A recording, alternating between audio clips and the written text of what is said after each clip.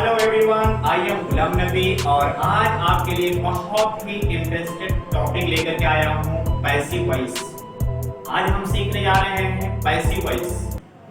जिन बच्चों को, जिन स्टूडेंट्स को लगता है कि पैसिव बहुत डिफिकल्ट ग्रामर है, ऐसा बिल्कुल नहीं। पहले चीज ये क्लियर कर लें कि पैसिव वॉइस कोई भूत नहीं है, ये बहुत ही आसान है। आपका पैसिव वॉइस एक्टिव वॉइस से भी ज्यादा आसान है। दूसरी चीज, जिन्हें लगता है कि पैसिव वॉइस हमारा सिर्फ एग्जाम में काम आता है, ये उन बच्चों के लिए होता है जो किसी चीज की प्रिपरेशन कर रहे हैं, किसी कॉम्पिटिटिव एग्जाम की। ये भी गलत सोच रहे हैं। एग्जाम में, कॉम्पिटिटिव एग्जाम में तो काम आता ही है, साथ में इसका स्पोकन इंग्लिश में बहुत बड़ी भूमिका। अगर आप पैसिव वॉइस नहीं जानते हैं तो आप अच्छी अंग्रेजी नहीं बोल सकते, ये आप याद रखिए। और पैसिव वॉइस हम सीखते क्यों हैं, सीखने की वजह क्या होती है, हम ये चीज भी आपको इस वीडियो में बताएंगे। क्योंकि एक्टिव और पैसिव वॉइस का दोनों माना एक ही होता है। जैसे आप एक एग्जांपल से समझिएगा। आपने कहा कि वो आम खाता है, ये आपका एक्टिव वॉइस है। और उसको पैसिव वॉइस में कहेंगे आम खाया जाता है उसके द्वारा। दोनों की तो बात एक ही हो रही है, तो इसको बनाया क्यों जाता है। और दूसरी चीज ये कि मैं इस वीडियो में मैं आपको स्टेप बाय स्टेप सिखाऊंगा, क्योंकि मैं इस वीडियो बना रहा हूं कि हमारे बेसिक लेवल के स्टूडेंट भी समझ सकें और जो एडवांस लेवल के समझना चाहते हैं उनका भी हो सके। तो मैं आपको स्टेप बाय स्टेप बताऊंगा, और किन बॉक्स का बनता है, किन बॉक्स का नहीं बनता, वो मैं आपको अभी बताने वाला हूं। देखिएगा, पैसिव वॉइस जो हमारा होता है वो सिर्फ 8 ही टेंसेस से बनते हैं। एक्टिव वॉइस में हम 12 बनाते थे, लेकिन इसमें सिर्फ 8 ही बनेंगे। कौन कौन पैसिव वॉइस बनेंगे? प्रेजेंट इंडेफिनिट टेंस का एक्टिव वॉइस बनेगा, पास्ट इंडेफिनिट टेंस का बनेगा, future indefinite tense, present continuous tense and future continuous tense का पैसिव वॉइस का नहीं बनेगा। एक ही आपका हो गया। आगे प्रेजेंट परफेक्ट का बनेगा, पास्ट परफेक्ट का भी बनेगा, फ्यूचर परफेक्ट का भी बनेगा, आखिर के तीनों के नहीं बनेंगे। यानी कि प्रेजेंट परफेक्ट कॉन्टिन्यूअस टेंस का पैसिव वॉइस नहीं बनाया जाता है, पास्ट परफेक्ट का पैसिव वॉइस नहीं बनाया जाता है, फ्यूचर परफेक्ट का पैसिव वॉइस नहीं बनाया जाता है, और आपको ये सिखाया भी जाता है। लेकिन दोस्तों, ट्रिक की बात यह है कि मैं आपको यह भी बताना सिखाऊंगा कि 8 लेवल के 12 का 12 भी बनता है। मैं पहले आपको एक हिंदी एग्जांपल से बताता हूं। जैसे आपसे कोई बहुत सारा सवाल पूछ रहा है किसी चीज के बारे में, लेकिन आप जवाब नहीं दे रहे, तो हमने आपसे कहा कि आपसे सुबह से सवाल किए जा रहे हैं। अब इसमें क्या हो रहा है? सुबह से सवाल किया जा रहा है, सवाल करने वाला कोई दूसरा है, सवाल करने वाले कोई दूसरे लोग हैं। बात है ना पते की? हम आपको ये भी बताएंगे कि क्यों और किस जगह पर यूज होता है। क्यों किताब में बताया जाता है कि ये प्रयोग नहीं होता है, लेकिन आपके लाइफ में इसकी भी नीड पड़ने वाली। चलिए तो हम पैसिव वॉइस को स्टार्ट करते हैं। अगर आप वॉइस के कोई भी सेंटेंस बना रहे हैं तो उसमें 3 बातों का होना जरूरी है। पहली चीज सब्जेक्ट का, दूसरी चीज वर्ब का, तीसरी चीज ऑब्जेक्ट का। ये तीनों चीज मिल करके आपका एक सेंटेंस बनता है। जैसे आपने कहा कि वो आम खाता है, ये एक्टिव वॉइस में है, आप कहेंगे ही ईट्स मैंगो। अब इसको पैसिव वॉइस बनाना है कि आम खाया जाता है उसके द्वारा। अब मैं पैसिव वॉइस का आपको रूल समझाता हूं कि किन बातों का ध्यान रखना है। पैसिव वॉइस को, पूरे पैसिव वॉइस को समझने के लिए आपको सिर्फ 4 रूल याद रखना है। मेन 4 रूल हैं, और बाकी कुछ एडवांस लेवल का रहेगा तो हम आपको बता देंगे, लेकिन ये 4 रूल के जाने बगैर आप पैसिव वॉइस बना ही नहीं सकते। आप देख रहे हैं कि लिखा ही ईट्स मैंगो, वो आम खाता है। अब इसको पैसिव वॉइस बनाना है तो पैसिव वॉइस में पहला काम ये होता है कि पैसिव एक्टिव वॉइस के अंदर जो आपका ऑब्जेक्ट होता है उसको सब्जेक्ट की जगह पर रखना।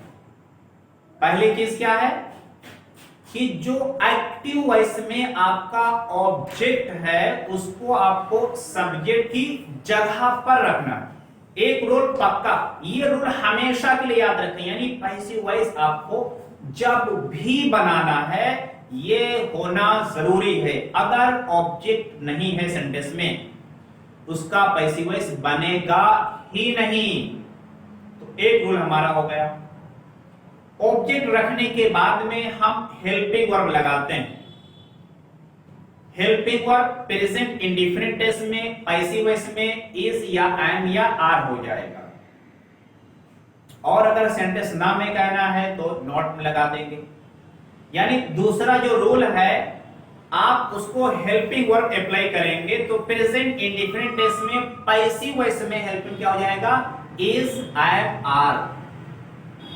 और आपको ये पता होगा कि इस एम आर कहां यूज करते हैं, एम आई के साथ में, इज ही शी इट या किसी सिंगुलर नाम के साथ में। आर यूज करेंगे जब आपका सब्जेक्ट प्लूरल हो जाए, जैसे यू के साथ आर, वी के साथ भी आर यूज करेंगे, दे के साथ आप आर प्रयोग करेंगे, या कोई प्लूरल नाउन हो जाए। तो हम दूसरे पॉइंट पे बात कर रहे थे कि आपका हेल्पिंग वर्ब। अब तीसरे पॉइंट पे हम आगे बढ़ते हैं कि आपका क्या आएगा।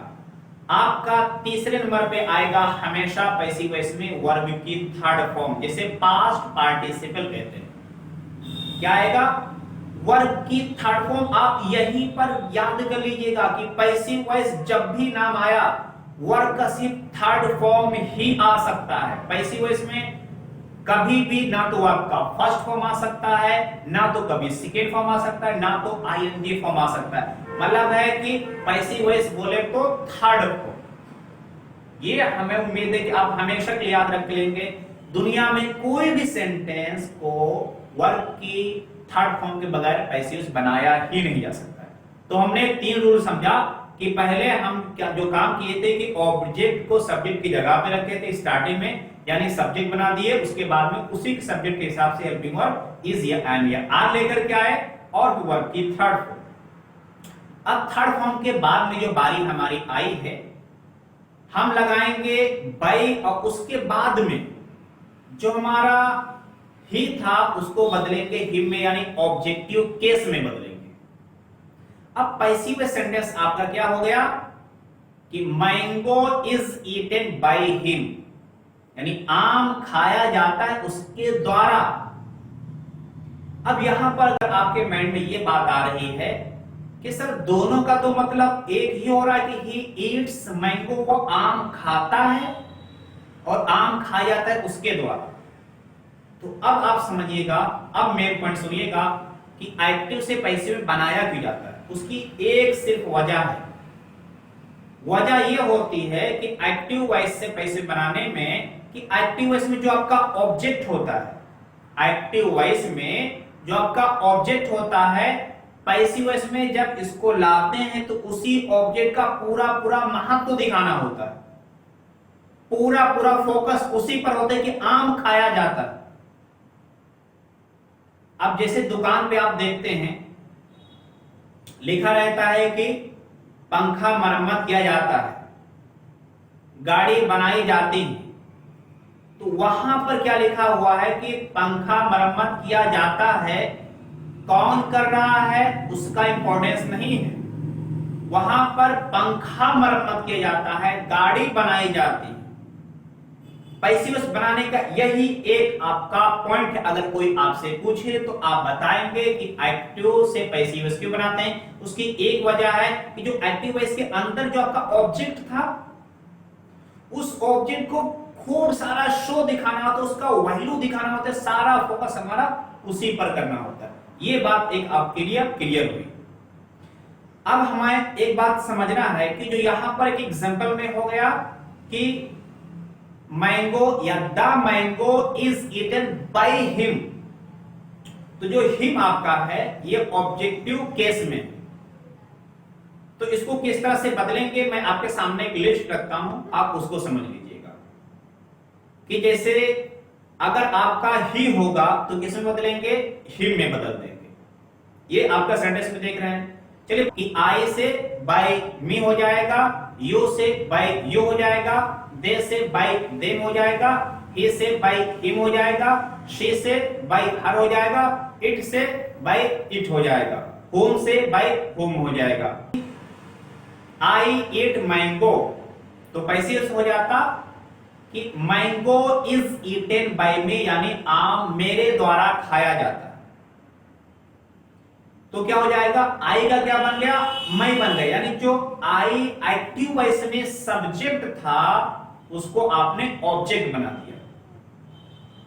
तो मैं लिस्ट करने से पहले आपको एक चीज बता दूं, रूल को रिवाइज करा दूं कि पैसिव हमारे 4 होते हैं। इसको हम बड़े आसान तरीके से कर सकते हैं कि जो सबसे पहले आपका सब्जेक्ट होता है एक्टिव वॉइस में, उसको ऑब्जेक्ट की जगह पे रखते हैं, और जो ऑब्जेक्ट होता है उसको सब्जेक्ट की जगह पे रखते हैं, यानी अदला बदली कर लेते हैं।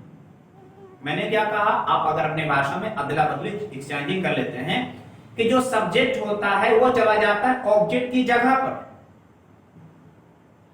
और जो ऑब्जेक्ट होगा चले जाएगा सब्जेक्ट की जगह पर। जैसे आपने देखा ही इट्स मैंगो, तो ही आपका यहां पर था एक्टिव वॉइस में, अब ये आखिर में चला गया, बाय ही बन गया, और मैंगो जो लास्ट में था ये उठ करके आपका स्टार्टिंग में आ गया।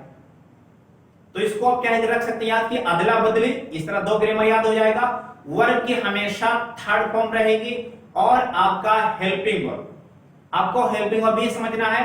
चलिए मैं आपको हेल्पिंग वर्ब को बता देता हूं कि क्या रहेगा। प्रेजेंट इंडेफिनिट टेंस में आपका हेल्पिंग वर्ब रहेगा इज एंड आर। अगर आपका past indefinite tense passive voice है, उसका हेल्पिंग वर्ब हो जाएगा वाज या फिर वर। वाज हो जाएगा सिंगुलर सब्जेक्ट के साथ, वर हो जाएगा प्लूरल सब्जेक्ट के साथ। Future indefinite tense passive voice में हेल्पिंग वर्ब रहेगा विल बी। एक्टिव वॉइस में हमारा विल था, इसमें विल बी हो जाएगा। यानी आप पूरे लिस्ट को देख रहे हैं कि अगर हमारा जो present indefinite tense active voice होता है उसमें हेल्पिंग वर्ब तो डू डज होता है, लेकिन प्रेजेंट इंडेफिनिट टेंस जब पैसिव वॉइस रहेगा तो डू डज ना आकर के इज या एम या आर हो जाएगा। Past indefinite tense active voice में हेल्पिंग वर्ब डिड था, लेकिन पैसिव वॉइस में हेल्पिंग वर्ब हो जाएगा वाज या फिर were. Future indefinite tense active voice में हेल्पिंग वर्ब विल था, और आपका पैसिव वॉइस में हो जाएगा विल बी हो जाएगा। आई बीट हिम, मैं उसे पीटता हूं, इसका पैसिव वॉइस हो जाएगा ही इज बीटन बाय मी, यानी वो मेरे द्वारा पीटा जाता है। और अगर आपको कहना है कि मैं उन्हें पीटता हूं, तो आप कहेंगे आई बीट देम, मैं उन्हें पीटता हूँ, पैसिव बदलेंगे दे को, जो आपका देम है देम को बदल देंगे दे में, तो दे आर बीटेन, वे पीटे जाते हैं बाय मी, और मैं तुम्हें पीटता हूँ आई बीट यू, और तुम पीटे जाते हो मेरे द्वारा you are beaten bye me. तो बीट आपका फर्स्ट फॉर्म होता है, थर्ड फॉर्म उसका होता है बीटेन। हम क्रिकेट खेलते हैं, वी प्ले क्रिकेट, इसको पैसिव वॉइस में कह देंगे क्रिकेट इज प्लेड बाय मी। वो हर दिन दौड़ता है, ही रन्स डेली, इसका पैसिव वॉइस आप नहीं बना सकते हैं। क्यों नहीं बना सकते हैं? क्योंकि इसमें ऑब्जेक्ट है ही नहीं, इसलिए इसका पैसिव वॉइस बनाया ही नहीं जा सकता है। रन हमारा एक इंट्रांजिटिव वर्ब है, यानी इसमें ऑब्जेक्ट की ज़रूरत बिल्कुल नहीं होती है, इसीलिए इसका पैसिव वॉइस नहीं बना सकते हैं। आपको पता होना चाहिए कि ऑब्जेक्ट का होना ज़रूरी, तभी पैसिव वॉइस बनेगा। एक और एग्जाम्पल मैं आपको देता हूँ, जैसे कहना है कि वे स्कूल जाते हैं, दे गो टू स्कूल। आपको लगेगा शायद कि school is gone by them, बिल्कुल गलत है आपका, क्योंकि अगर आप ये सोचें कि दे गो वे जाते हैं टू स्कूल, स्कूल को, तो स्कूल आपका ऑब्जेक्ट अगर सोचे तो ये बिल्कुल गलत है, ऑब्जेक्ट ये है ही नहीं। क्योंकि पैसिव वॉइस बनाने के लिए आपके पास में डायरेक्ट या इनडायरेक्ट ऑब्जेक्ट का होना ज़रूरी है, और स्कूल ये ऑब्जेक्ट है ये नहीं। एक्चुअली ये जो आपका टू प्रीपोजिशन है उसका ऑब्जेक्ट है, ये वर्ब का असर उस पर नहीं हो रहा है, इसके लिए मैंने एक अलग से वीडियो बनाई है ऑब्जेक्ट के बारे में कि डायरेक्ट ऑब्जेक्ट, इनडायरेक्ट ऑब्जेक्ट। एक और वीडियो मैंने डेवलप किया है जिसमें 8 ऑब्जेक्ट के बारे में आपको एक्सप्लेन किया गया है। आप हमारे चैनल पर उसको देख सकते हैं। एक्टिव वॉइस में वो मुझे डांटता है, ही स्कॉल्ड्स मी, यह हमारा एक्टिव वॉइस हो गया। और पैसिव वॉइस कहेंगे तब I am scolded bye him, तो मैं उसके द्वारा डांटा जाता हूँ। अगर कहना कि वो मुझे डांटती है तब ये आपका फीमेल है यहाँ पर, तो कहेंगे शी स्कॉल्ड्स मी, आपका एक्टिव वॉइस है। पैसिव वॉइस हो जाएगा कि आई एम स्कॉल्डेड बाय हर, आपका हो जाएगा, जो कि शी बदल गया हर में। अगर आपका इसको नेगेटिव में कहना होता है कि वो मुझे नहीं डांटती है, तो एक्टिव वॉइस में तो आप कहेंगे she does not scold me, वो मुझे नहीं डांटती है। जब पैसिव वॉइस हो जाएगा तो I am not scolded bye हर, मैं उसके द्वारा नहीं डांटा जाता हूँ। Ghulam Nabi sir teach me English, Ghulam Nabi sir मुझे अंग्रेज़ी सिखाते हैं। अब यहाँ पर आप पैसिव वॉइस जब चेंज करेंगे तो 2 तरीके से बना सकते हैं। एक तो ये कह सकते हैं कि मुझे अंग्रेज़ी सिखाई जाती गुलाम नबी सर के द्वारा, तो आप कहेंगे आई एम टॉट इंग्लिश, तो मुझे अंग्रेज़ी सिखाई जाती किसके द्वारा, बाय गुलाम नबी सर। दूसरा तरीका आप इस तरह कर सकते हैं कि आप इंग्लिश को पहले ले आएंगे, तो जब इंग्लिश को आप पहले रखेंगे यानी यहाँ पे हमारे 2 ऑब्जेक्ट हो रहे हैं, तो 2 ऑब्जेक्ट को आप इस बार आप लेकर के आ रहे हैं ग्रामर को या कह लीजिए इंग्लिश को। तो इंग्लिश पढ़ाई जाती है, इंग्लिश इज टॉट, किसको पढ़ाई जाती है, मी, इंग्लिश इज टॉट मी, किसके द्वारा, बाय गुलाम नबी सर। तो इसमें 2 ऑब्जेक्ट हैं, मी को हम इनडायरेक्ट ऑब्जेक्ट कहेंगे और इंग्लिश को डायरेक्ट ऑब्जेक्ट कहेंगे। तो क्या हो गया, मी हमारा इनडायरेक्ट ऑब्जेक्ट और इंग्लिश हमारा डायरेक्ट ऑब्जेक्ट हो गया। राधा खाना पकाती है, Radha कुक्स the food, passive voice हो जाएगा the food is cooked bye Radha, तो ये आपका हो गया अफर्मेटिव सेंटेंस। अगर आप इसी को नेगेटिव करेंगे एक्टिव वॉइस का, तो हो जाएगा Radha does not cook the food, और नेगेटिव पैसिव वॉइस हो जाएगा the food is not cooked bye Radha, यानी खाना नहीं पकाया जाता है राधा के द्वारा। मैं एक पत्र लिखता हूँ, आई राइट अ लेटर, और पैसिव वॉइस हो जाएगा एक पत्र लिखा जाता है मेरे द्वारा, a letter is written by me. अगर मैं ये कहता कि आई राइट 5 लेटर्स या 10 लेटर, इस तरह कुछ कहूँ कि आई राइट 10 लेटर्स डेली, मैं हर दिन 10 पत्र लिखता हूँ, तो पैसिव हो जाएगा 10 letters are written daily by me. तो यहाँ पर क्या एक से अधिक हो रहा है, प्लूरल हो रहा है, इसलिए हम लोगों ने आर यहाँ पर यूज़ किया। अब एक एग्जांपल और मैं आपको बताता हूँ, थोड़ा इसमें और बारीकी से आपको क्लियर करता हूँ। वो मुझे पीटता है, ही बीट्स मी, इसमें ध्यान दीजिएगा, ही काम करने वाले यानी कि सब्जेक्ट हो गया, मी हो गया आपका ऑब्जेक्ट, क्योंकि मैं मार खा रहा हूँ, ही बीट्स मी इंग्लिश का सेंटेंस हो गया।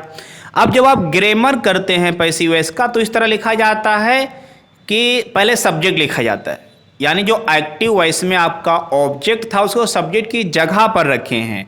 बट मैं आपको ये क्लियर कर दूं कि सिर्फ आपने सब्जेक्ट की जगह पर रखा है, लेकिन असल में अभी ऑब्जेक्ट ही है। हाँ, इस बात को आप खास ध्यान रखिएगा स्पीकिंग में भी और रिटेन में भी, कि आपका पैसिव तो हो जाएगा कि आई एम बीटेन, मैं पीटा जाता हूँ उसके द्वारा, तो आपने चेंज कर लिया। लेकिन आप सोच के देखिएगा आई एम बीटन, मैं पीटा जाता हूँ, तो जो कोई पीटने वाला है कोई और दूसरा आदमी, यानी कोई काम कर रहा है पीटने का, वो सब्जेक्ट आपका हो गया।